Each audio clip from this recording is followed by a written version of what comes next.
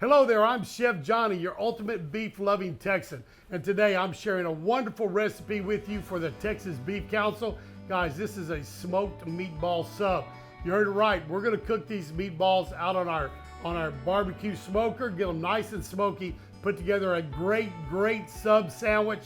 But stick around, let me show you how I make these meatballs and how I put these sandwiches together. Now, this recipe will work in your oven totally fine. So don't think you have to put it out in your barbecue smoker. If you want to cook these in the oven, you're still going to make some tremendous sub sandwiches from these meatballs. It's a really good recipe. I've got 5 pounds of ground chuck in here. Again, 80-20. And kind of just make a little well down in here. Now I'm going to start adding our ingredients. First is 2 eggs. Just they're large eggs. Going to crack them in here. And again, this is going to be a binder to help hold them together. And then I have got 1.5 tablespoons of salt. This is a coarse salt. I'm going to kind of spread it around so it won't be so hard to mix. There's my salt.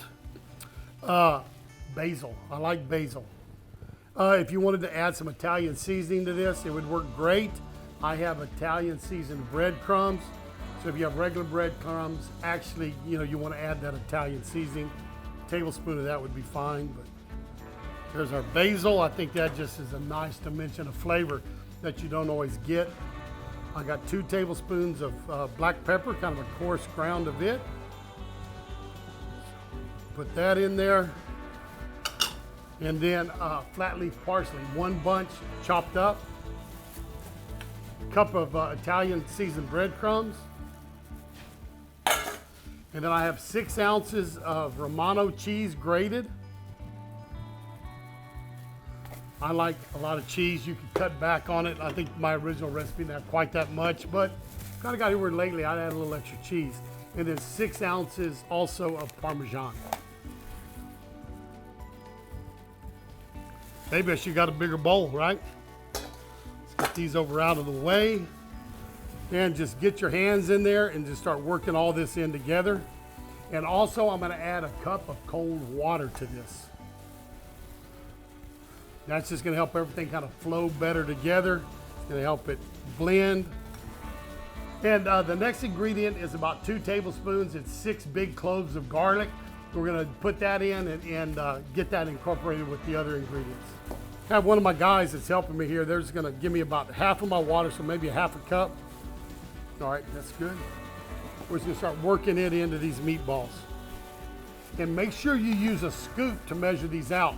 That way, whether they're going in your oven or in your smoker, you can put them in there and they will be uniform in size, so they're gonna cook much more evenly when you have them in there.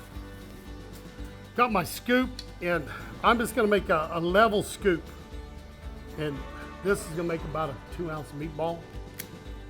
I'll take it and then I'll just finish rounding it off. And if you don't want them that big, just get you a smaller scoop. I like to use a scoop. Then I know I have exactly the right size to make these with. But they make a nice meatball. But again, a very flavorful meatball. They come out really nice.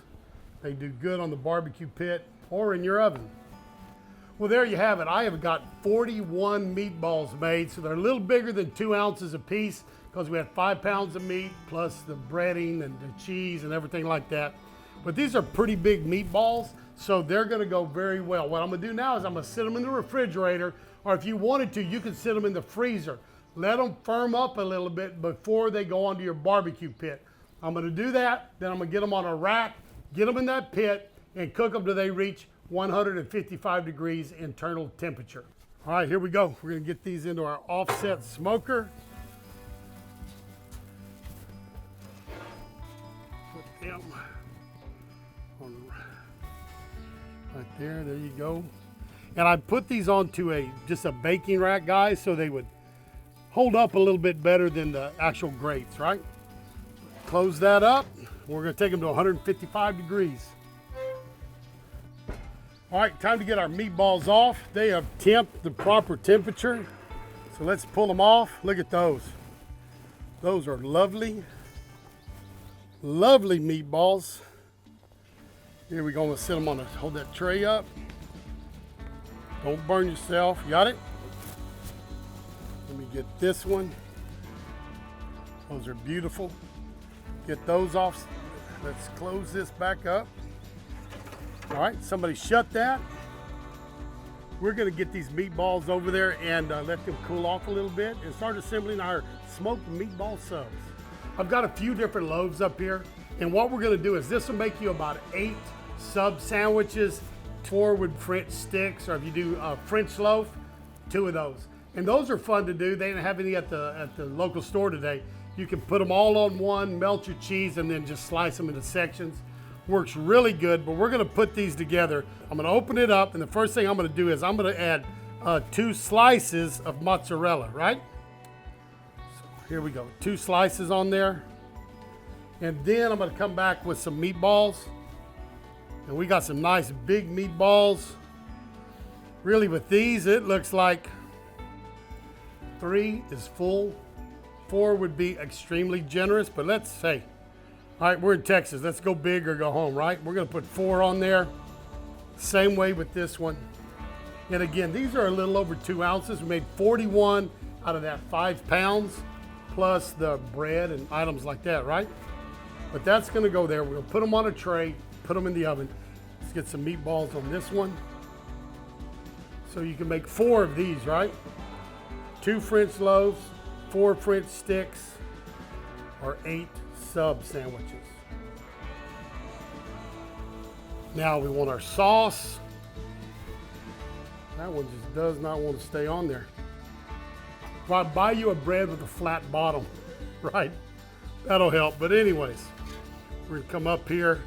And I do have the recipe for the marinara sauce. We didn't show it on camera today, but it's on there. If you don't want to make your own, just go buy your favorite one that you like, right? Whichever one your family likes and enjoys. Come back with that. Plenty of red sauce here. Let me move and this is hot. I put it on the heater and heated it up a while ago. So we want to get these to the proper temp. So we're looking at that 160 degrees. So if I pulled them at 155, they'll carry over to that 160 easily. But again, USDA standards for cooking all of our meat. Our grated cheese is coming on top of that. And I use a fine grade on this. That looks good. Let me go get these on the pit, melt the cheese. We'll come back and give them a try. These meatballs are off the pit. As you can see, we got the cheese melted some, and they're gonna be great. And also by putting them back on the pit, you add some smokiness to the degree in your mozzarella. You also add some into that marinara sauce that you've put on there. So it adds to that smoky flavor of them, just another dimension of flavor. We're gonna slice these up, try to give them a try. These big, I tell you, they're a 4 meatball sub. There's a lot of meat in one of those. They'll go a long ways. Let's slice it right here. These meatballs I know are wonderful. It's not the first time I've used this recipe. It's a recipe I use all the time for my meatballs for spaghetti or whatever. So it's a great recipe. It's gonna be beeflovingtexans.com. All these recipes are gonna be there, including my red sauce, spaghetti sauce, right? But those are pretty. Oop, I'll tell you what, I cut into that one right there. You can see the smoke ring in it. That looks really pretty there. It is time to try these, right? Everybody always wants to see a try, and I am loving that smoke ring inside of this meatball. It is gonna taste tremendous, but let's try this right now. There it is, a great smoked meatball sandwich. Great flavor. The smoke in those meatballs are tremendous. And by sitting it back on the pit for just a little bit, you catch that smoke in your cheese, you catch that smoke in your marinara sauce, and it helps a lot right there. But a very, very good meal. I hope you try it, you share it with your family, because I bet you they love it also. And if you do, go down there in the comments and let everybody know that you tried this recipe and what you thought about it. But I think it's a good one. I hope you do also. But thanks for stopping by beeflovingtexans.com. Be looking for some of my other recipes. Go look for the 3 episodes where I won the Ultimate Beef Loving Texan Challenge. Those episodes are out there. They're a lot of fun to watch if you haven't seen them yet. But once again, thanks a lot, and go visit us at beeflovingtexans.com. I'm Chef Johnny, and we'll see y'all down the road. So long, everybody.